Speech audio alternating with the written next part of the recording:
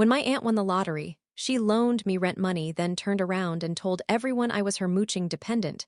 She screamed, "You'd be homeless without me." So I posted the receipts, and everyone saw who she really was.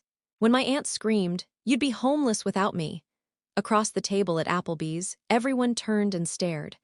My fork froze midair, my throat tightened, and for a second I couldn't even breathe. She was standing, her face red and her voice echoing. My mom's hand went to her mouth. My cousins looked away.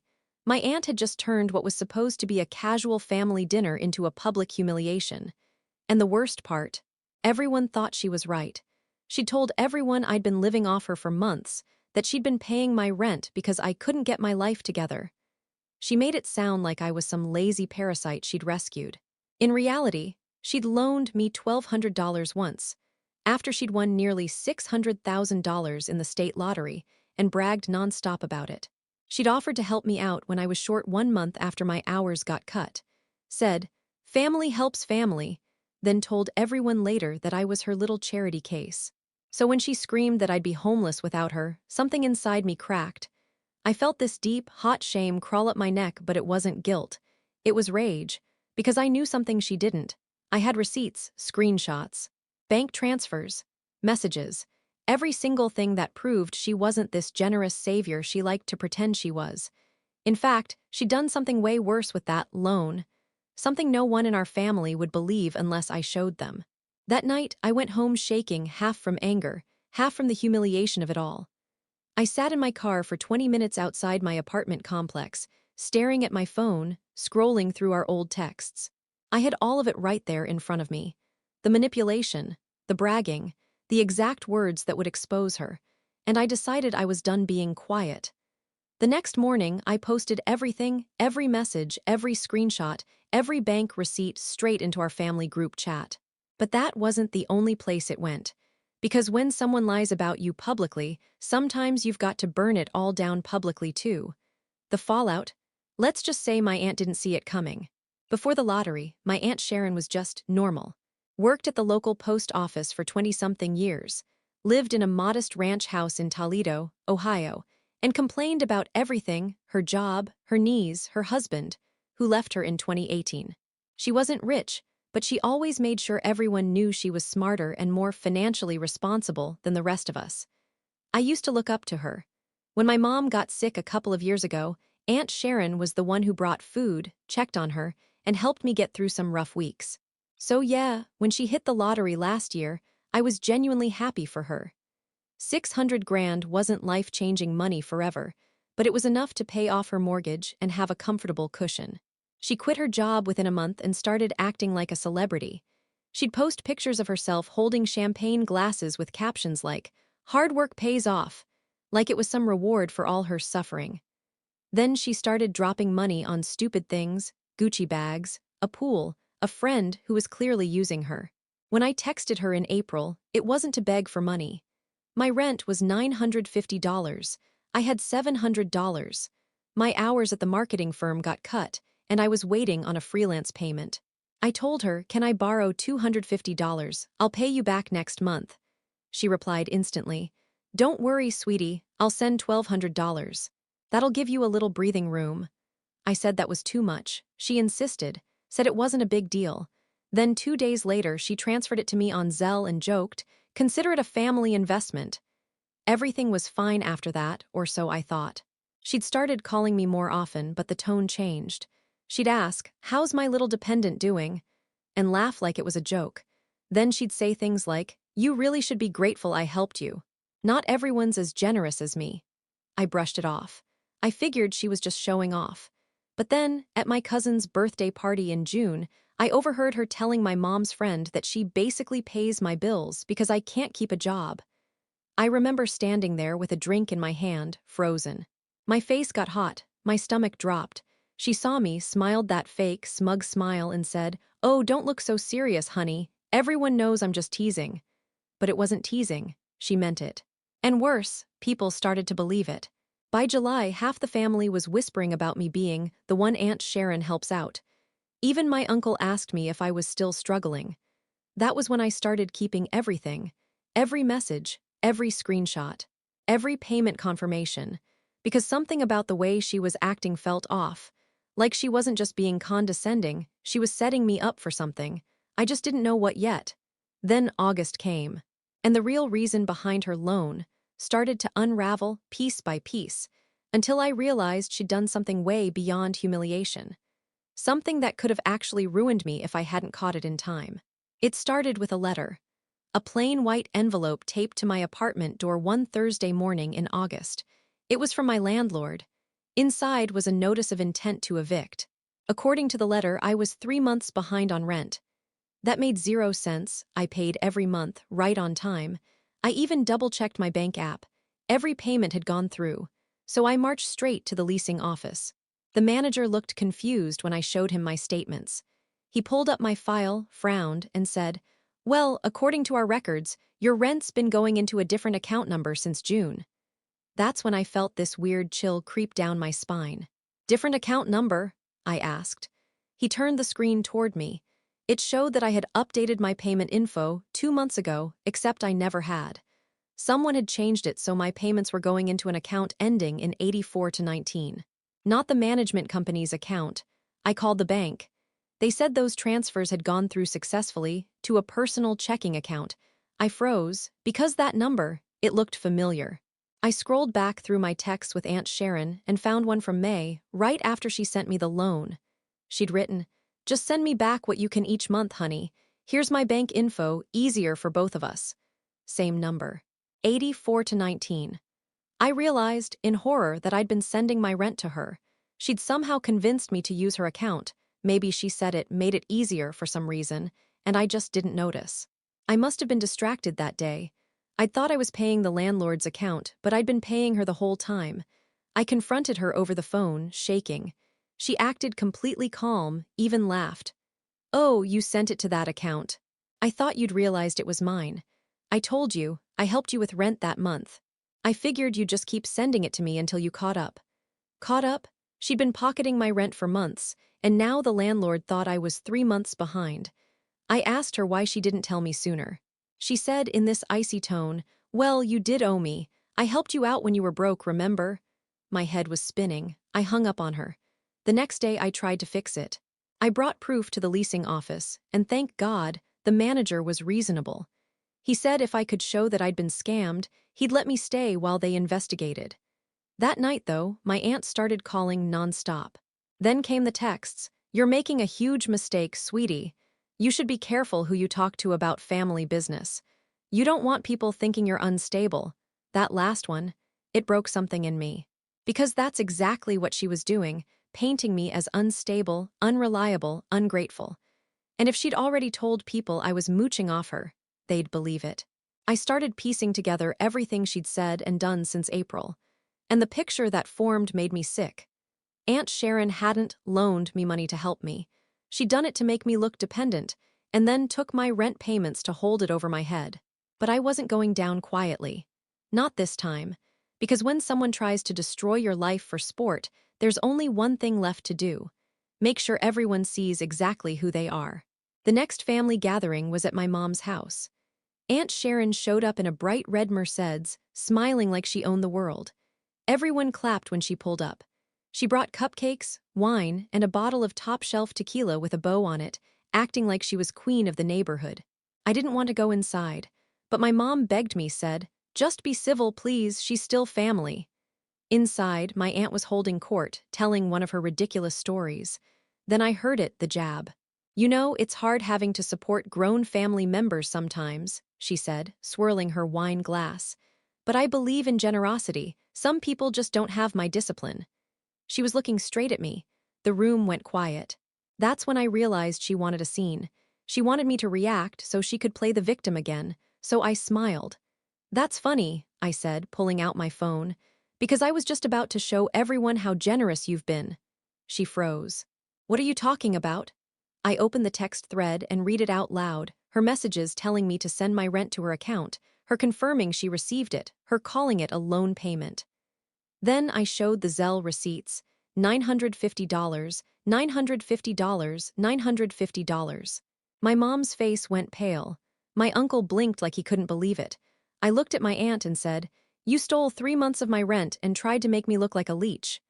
She started laughing, the fake, high-pitched kind of laugh she used when she got caught. Oh, honey, she said. You misunderstood. You owed me. I just helped you manage your finances since you were so overwhelmed. That was her defense. She claimed she'd been helping me manage my money, that I'd agreed to let her handle my rent payments. Except there were no texts saying that. Nothing. Just her taking my money and letting me get an eviction notice. Then she dropped the real bomb. I told the family because I was worried about you, honey, she said loudly, making sure everyone heard. You've been off lately, emotional, forgetful. I thought you might be having one of your episodes again.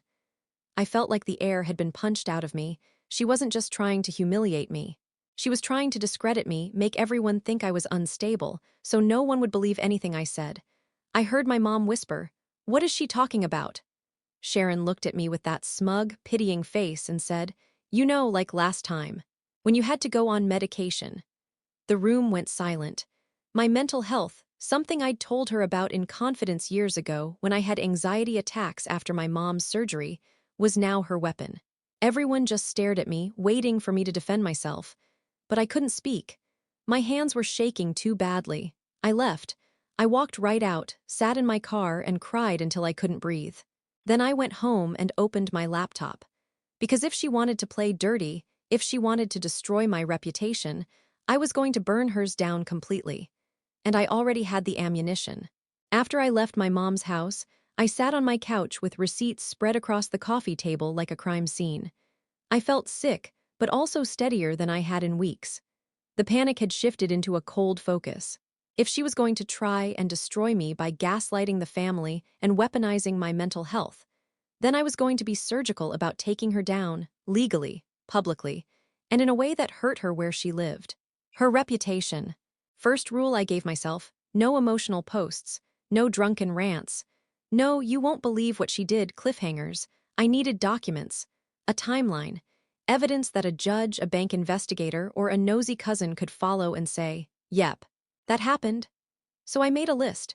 Compile everything: Zelle receipts, bank transfers, the text where she gave me her account info, the landlord's eviction notice, the leasing office screenshot showing the changed account number, and the landlord's email saying they'd hold off if I proved I wasn't behind.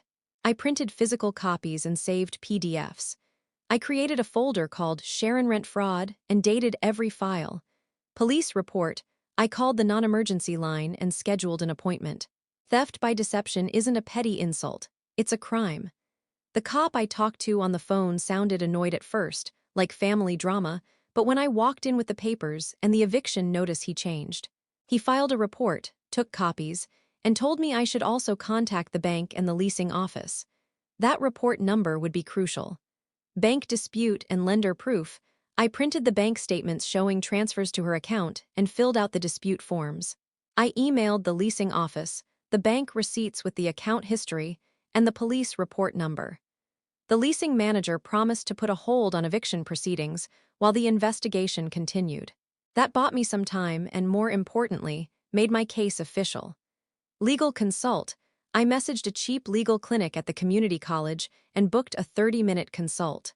I couldn't afford a private lawyer, but small claims and civil harassment weren't out of reach. Even the threat of court would keep her from escalating in public. Audience mapping. This one felt petty, but it mattered. I went through my contacts and family group chat and identified who actually listened to me versus who ate her gossip. My mom, my cousin Lisa, and my Aunt Maria were people I could reach privately and quietly, allies who'd listen without reflexively defending Sharon. The rest of them were the target audience for the reveal, the cluster that needed to see the receipts before they swallowed Sharon's lies. Public exposure plan. I drafted a short, factual message. Timeline, receipts attached, police report number, copies to the leasing office and the bank, and an offer. If you have questions, DM me, I'll answer. No emotional language, no insults. I dropped that into the family chat and the local neighborhood group, Toledo Neighbors, plus post a pinned note on my Facebook with the documents attached. If she wanted a public spectacle, fine, let it be a spectacle that proved she was the thief. Trap for a confession. Ohio is a one-party consent state for recordings. I didn't gloat about that, but I set a backup. I emailed the bank copy to myself and my lawyer consult, and I prepared to call her and try to get her to admit something on the record if possible. I practiced calm phrases I'd use in a recorded call so no one could later say I twisted her words. I rehearsed the moment in my head, how I'd open the family chat, what order the documents would appear in, how I'd direct people to the police report number. I imagined her face when she realized this wasn't gossip anymore. I slept for maybe 2 hours, finally woke up, made coffee, and sat back down. My finger hovered over the send button for the family chat. I typed one last line.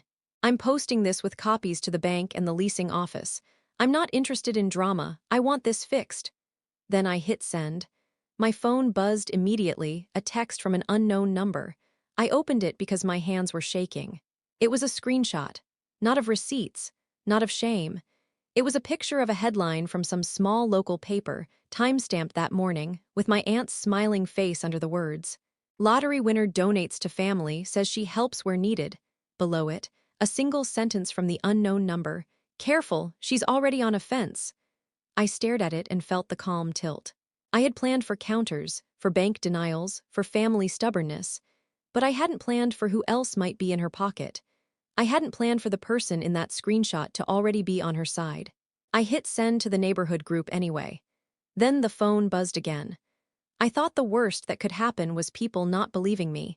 I didn't think she'd have the money, the patience, or the fucking audacity to weaponize the legal system before I even finished posting. Less than an hour after I sent the documents to the family chat and the neighborhood group, my phone lit up with a call from the precinct. The detective who'd taken my report sounded weirdly calm. Listen, he said, we got paperwork filed here this morning, a temporary protection order. He rattled off the judge's name and a case number like it was nothing. My vision tunneled. Who filed it? I asked. Aunt Sharon, he said. I laughed because I couldn't believe it. He didn't. No laughing, he said. You need to come down and talk to me, bring copies of everything. I drove to the station in a daze and handed the detective the folder. He flipped through the pages slowly. On the top of his desk was a packet of court filings that had been faxed in earlier. I scanned the paper and felt my stomach drop. There were screenshots of messages I'd never sent, a handful of texts stitched together to make me look obsessive, a voice memo that had been edited to sound threatening, and an affidavit from Sharon claiming I'd been harassing and stalking her since I started asking about the loan. The affidavit even referenced an anonymous neighbor who'd witnessed me banging on her car. The detective frowned. This is advanced. Someone manufactured a narrative before you could post. He pointed at my receipts. You primed the cannon, she fired first. She'd anticipated my move. She'd lined up a lawyer, prepped a sworn statement, and planted witnesses. The unknown number that sent me the newspaper headline, a paralegal, the landlord who, earlier, had been helpful. He'd signed her statement about me being late on rent, repeatedly. And apparently the management company had gotten a tidy donation to support community outreach the week before. The way it landed all at once was surgical.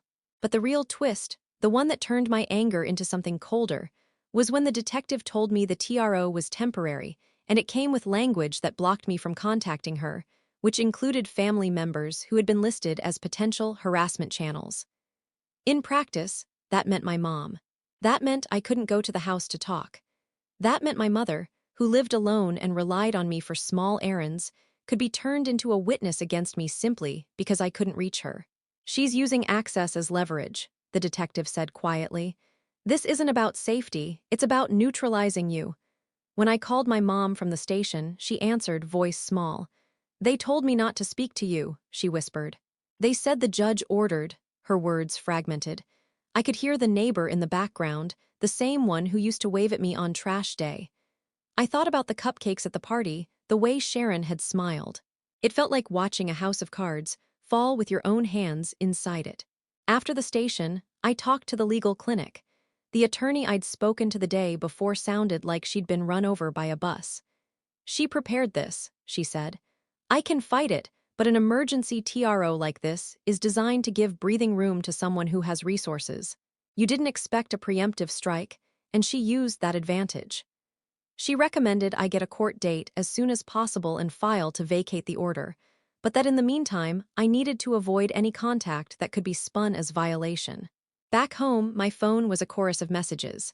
Some supportive, a few confused, and several from relatives who'd been forwarded Sharon's version and wanted me to calm down. One text stopped me cold. A photo of a notarized statement from my aunt's friend claiming that I had once confessed to forging bank documents to take advantage of family money. I had never said such a thing. The photo had been doctored to look like a snapshot of a private confession. It was precise, believable, and it had landed in every chat thread. I realized then that my aunt's strategy wasn't only defensive, it was offensive chaos. She'd set up a parallel reality and filled it with enough plausible-looking evidence that reasonable people would opt for the path of least resistance. Believe the comfortable liar. The detective closed his file and said one thing that made my stomach churn and my head clear at the same time. You've got proof she took your rent. That matters. But she's bought time and painted you as unstable. Now you have to beat her at the one thing she understands: procedure. There was a court date 3 days out. I had copies of receipts and a police report and a shaky legal clinic on my side.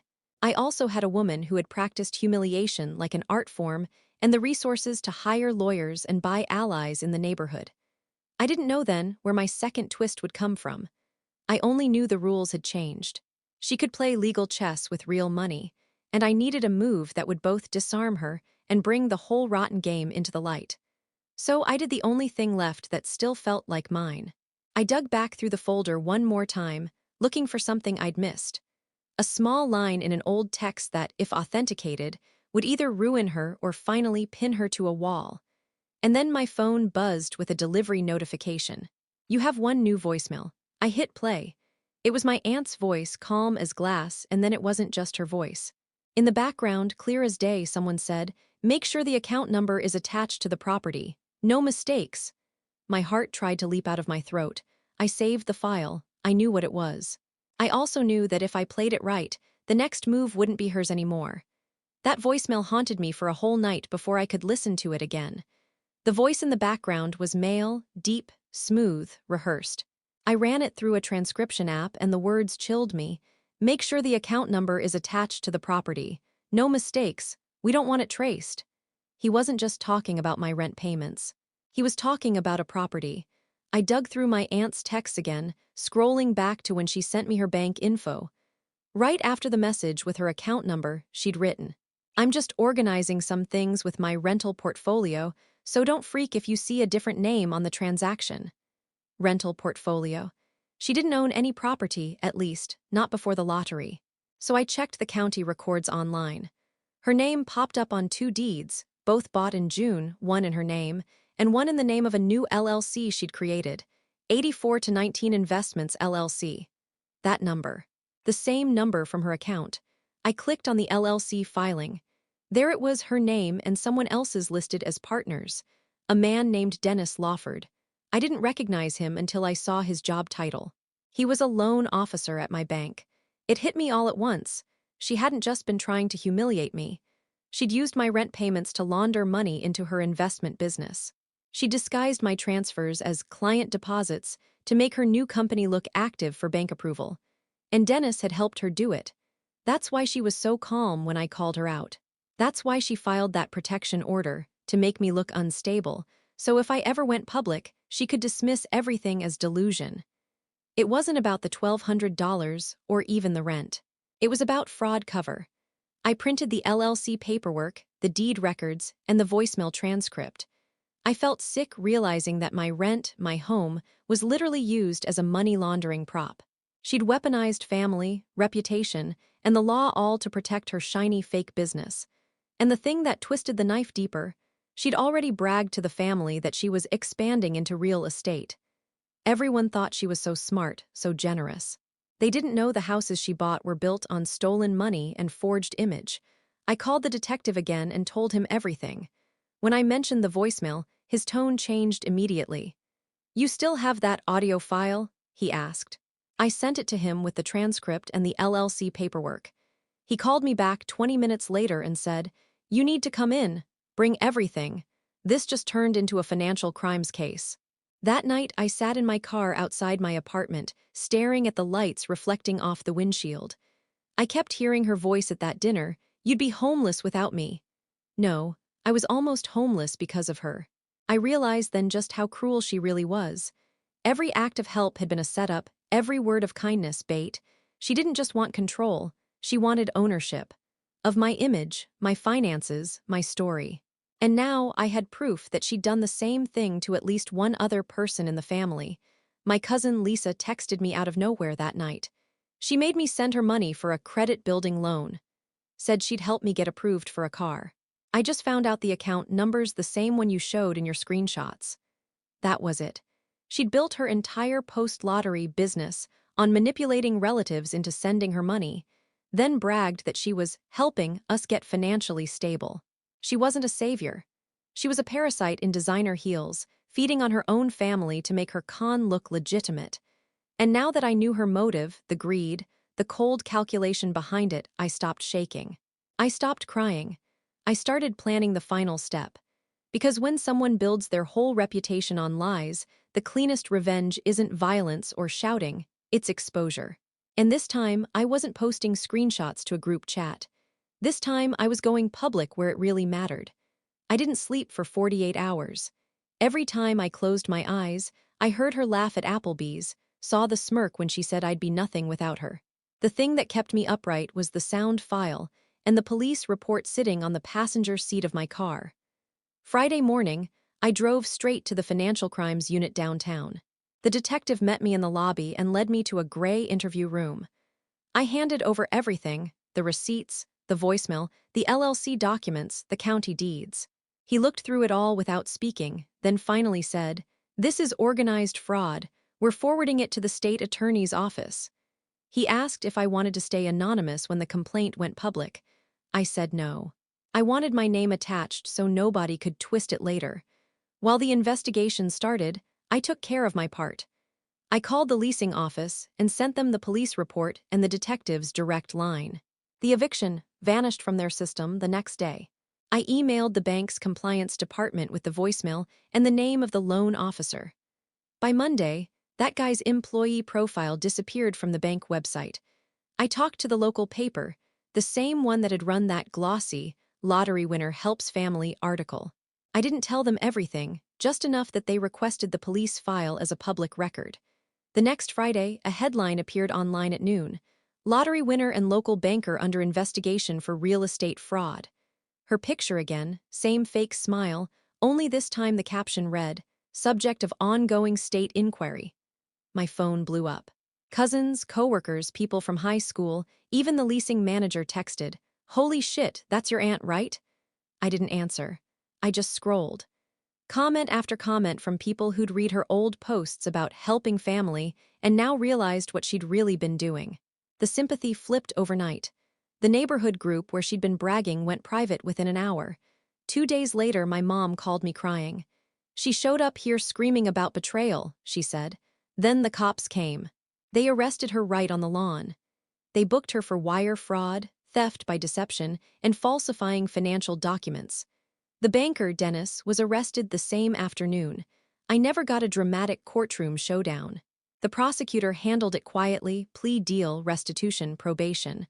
But I got something better, the full story on record. My name cleared, my rent reimbursed. Her little investment LLC dissolved by the state. When the dust settled, I went to my mom's for dinner. Same table where Sharon once humiliated me. The seat across from me was empty this time. My mom poured 2 glasses of wine and said, "I'm sorry it got this far." I said, "No, I'm not." Because the thing about people like Sharon, the ones who build empires out of lies and act like you owe them for their cruelty, is they never expect you to fight back with facts. They count on your silence, your shame, your exhaustion. I left that night feeling lighter than I had in a year. When I got home, I opened Facebook, found her old "hard work pays off" post, and left one final comment before deleting her for good. "You were right, hard work does pay off, especially when it's mine and the cops finally notice." Then I shut my phone off and slept until morning. Closure didn't come from seeing her punished. It came from finally realizing she never owned my story, I did.